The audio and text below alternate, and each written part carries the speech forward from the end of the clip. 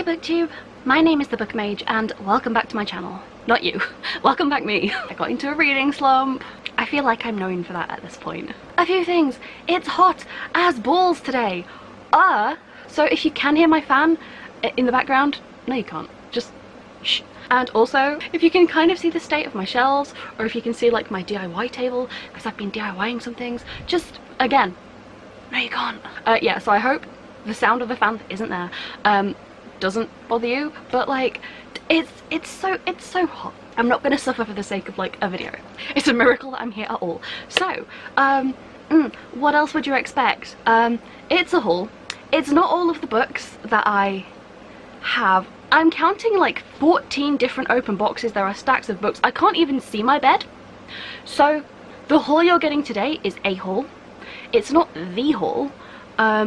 I don't know how many hauls this will break down into because I don't feel like doing an hour-long book haul. Just know there are many hauls to come because I may not have been reading, but I did not curb my book buying habit. So, you know. Anyway, so yeah, the books I have for you today, kind of a mix. I think I'm gonna call this like a fantasy plus like comic book haul. Although one of the comics I was going to haul, I've hauled so many books since I've literally lost them. So I will just see how it goes. This is very low maintenance. This is a very chill haul. I don't want to do work. With that out of the way, I'm gonna haul some books. You're gonna watch me haul some books. I did realise while preparing for this video that I made a horrible mistake, and you're all gonna judge me for it, and it's fine. It's fine.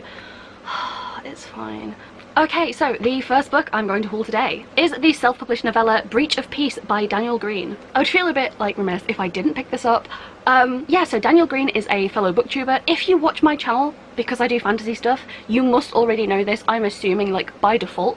I don't think you could be interested in my channel without already knowing that his channel exists, and you probably already follow it. Yeah, I followed his channel for a while, and when I saw that he was publishing like his own little novella before going on to like a main series that he's gonna write, of course I bought it. I kind of wanted to see, you know, like, I just think it's always interesting to see the kind of story that, if you've been listening to somebody review specific like fantasy stories and like the genre that you're interested in, and then they then go and write in that genre, I always think it's really interesting to see what they want to get out of a fantasy, because you would assume that something that they write is something that they want to get out of the genre. Does that make sense?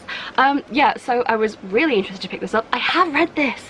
What a shock, because I've not read much since I've been away, but I have read this. I definitely prioritised it. I'm not going to review it here. I will do that for like my little wrap-up whenever the hell that will be. But yeah, so this kind of follows 3 inspectors. I think it's just like the one POV. It kind of follows them as there's this weird murder that's kind of happened, and they're looking into it, and they look into things a little deeper, and things kind of get a bit confusing and a bit snowbally, spirally, and things happen, and it goes places, and it's really short, so I don't really want to spoil it other than just saying like the main kind of, you know, hook of there's been a murder and they're gonna look into it, and it's like a fantasy like murder. It feels very like crime scene investigation-y, but fantasy-y. So if you're into that, it's a good blend. It's pretty solid. I did like it. I thought the strong point was probably like the world building. I'm really interested in like the setup here. Yeah, so my book number 1. Many more to come.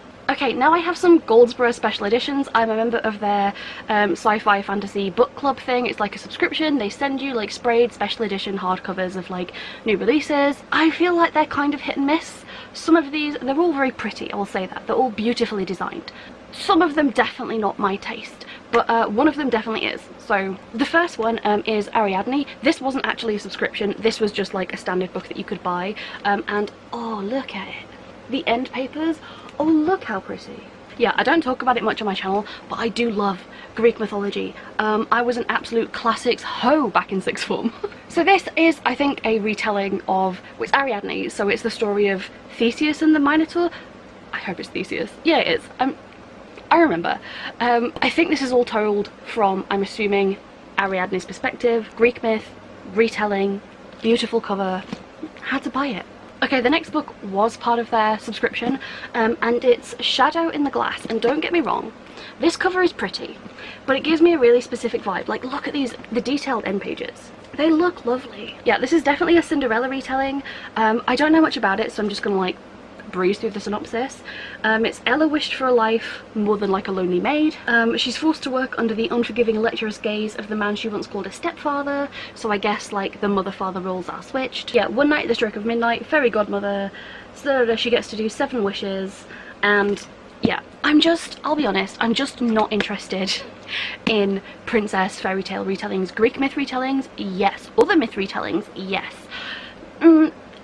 Anything that Disney's done, I have a supreme lack of interest, and I'm also supremely not interested in anything like, I don't know what era this is. It seems like sort of, you know, just period drama England. That's a broad spectrum there, but I'm English, and it's so boring to me just to read about like just other British time periods. Like when I want fantasy, I want like fantasy. I don't want period drama England mild on the fantasy. It's just not my kind of thing. I do know people who would really like this kind of thing. I know people that love like different retellings, especially like princess and fairy tale retellings.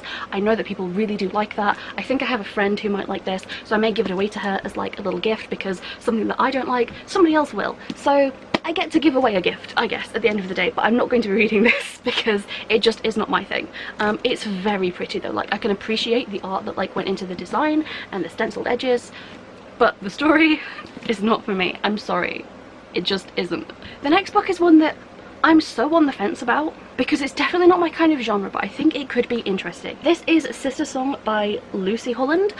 I'd never heard of this book until it arrived one day for me, and I have to say, how beautiful is like the design of this book. I love blue, and I think that blue and gold is like chef's kiss. So yeah, again, I don't know much about this one, so I'm just going to read the synopsis and you might see why it like intrigued me. Again, this is magical ancient Britain, which ancient better than period drama, I guess, but again, I'm just so not interested in like real world Britain. I'm just not. I live here. So yeah, it says betrayal, magic, murder, a tale of 3 siblings and 3 deadly sins. That sounds fantastic, but also it's set in like historic Britain, and I think it's first person. So again, I'm just going to run through the synopsis because I don't know enough otherwise. Yeah, so it says that the siblings become entangled in a web of treachery and heartbreak and must fight to forge their own paths.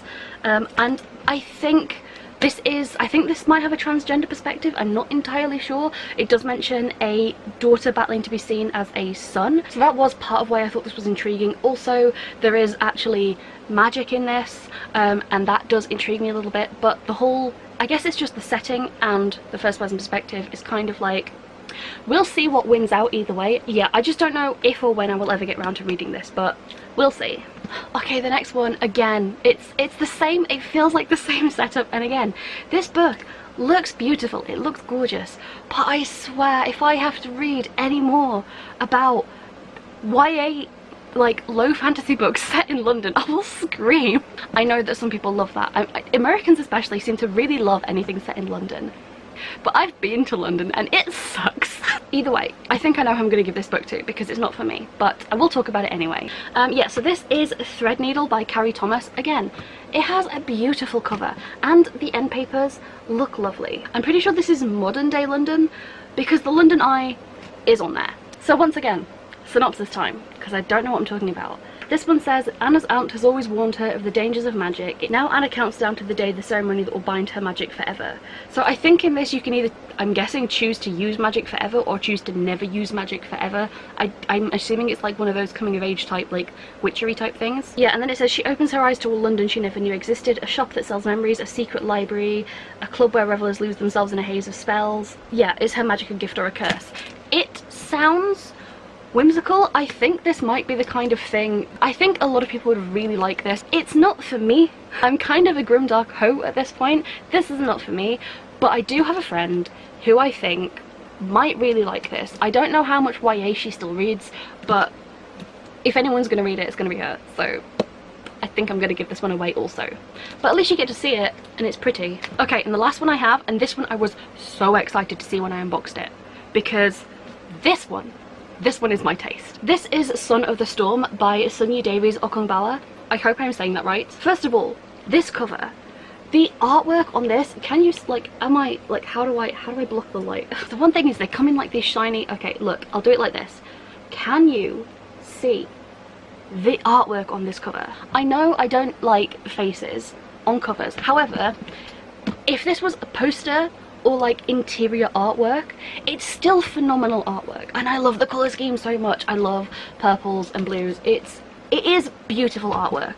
I still prefer to not see faces on book covers, still personal preference, but I can appreciate the art for what it is. And also, can we see?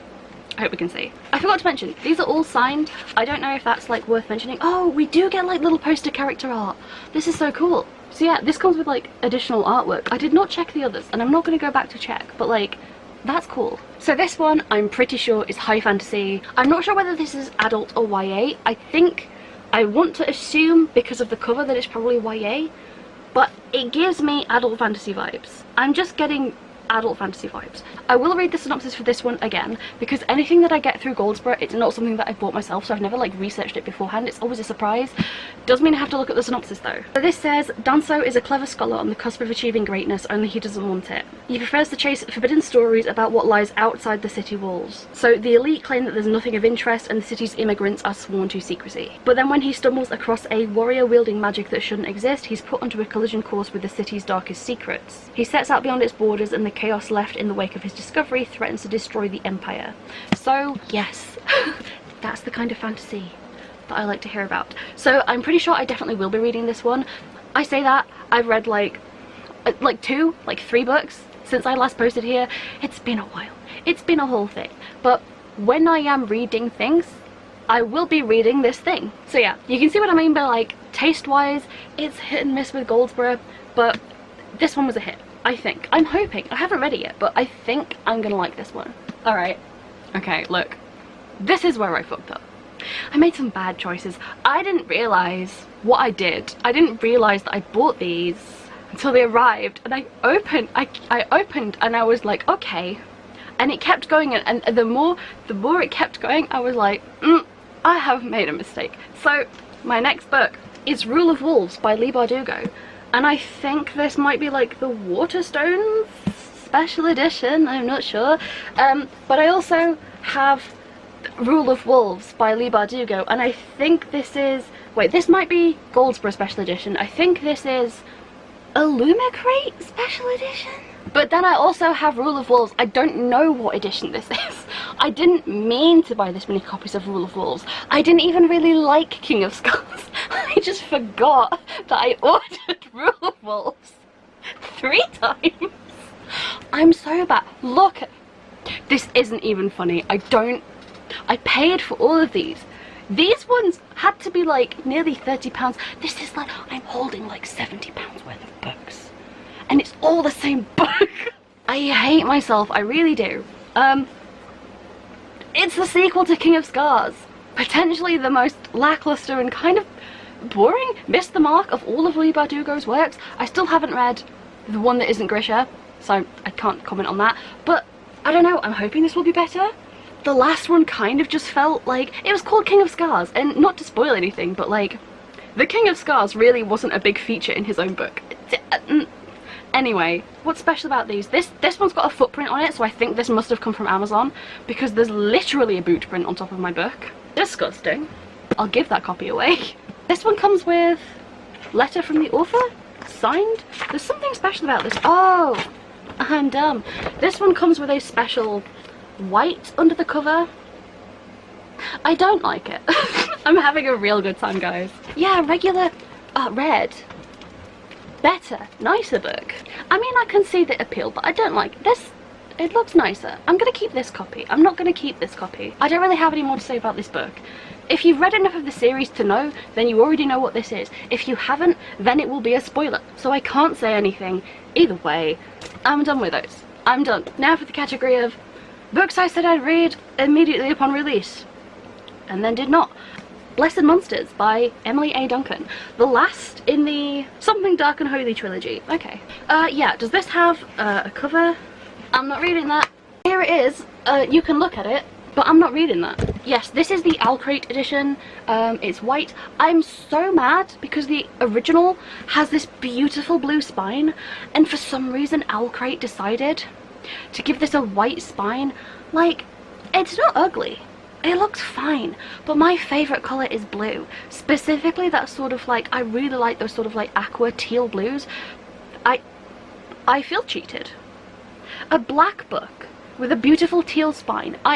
My whole vibe for like 5 years was teal hair and black clothes and obviously a white face. So like, this book and I could have matched. I'm supposed to talk about this. Yeah, I still haven't read the second book. Said I would, still didn't. What's new? Yeah, the first book followed a girl called Nadia who can use like saints to do magic. Like, she's connected to these godlike beings called the saints. Her country does saintly magic, another country does blood magic, they're at war, she's like trying to do something to overthrow the war, blah blah blah, enemies to lovers thing, moths, about it. It was a really mediocre book, but I liked the vibes. It felt like it borrowed, and I'll use that a lot, from like Skyrim, Dragon Age, and especially the Grisha trilogy. I had mixed feelings about it, but I decided I would continue to read the rest. At the very least they have pretty covers. I just haven't got around to reading the rest. I will continue this trilogy. Can it go here? Okay, sort of. Okay, the next one is kind of, is this like, yeah, this is like the penultimate book. This one was a big grab your hands kind of moment.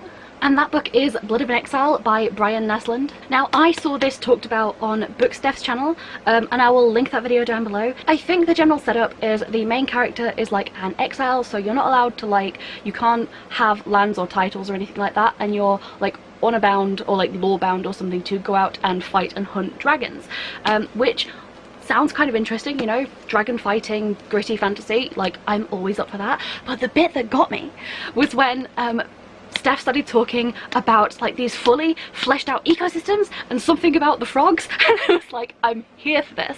I'm here for, give me like well thought out ecosystems that like account for the existence of dragons. I want them. I want this world building. I want to know what the frogs are doing. I want to hear about the frogs. How are the frogs dealing with dragons? I need to know.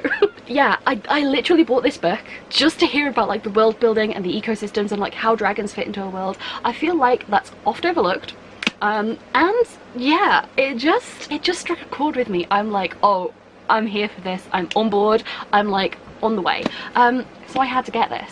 Much more than that, I don't really know. I heard ecosystem and put it in my cart, and that's about it. But yeah, dragon fighting, fantasy, something about like interesting world building. Need I say more? Why am I gonna, I'm gonna have to start double stacking. And the last books, I'm just gonna do all at once because I can't be arsed otherwise. They're so heavy as well.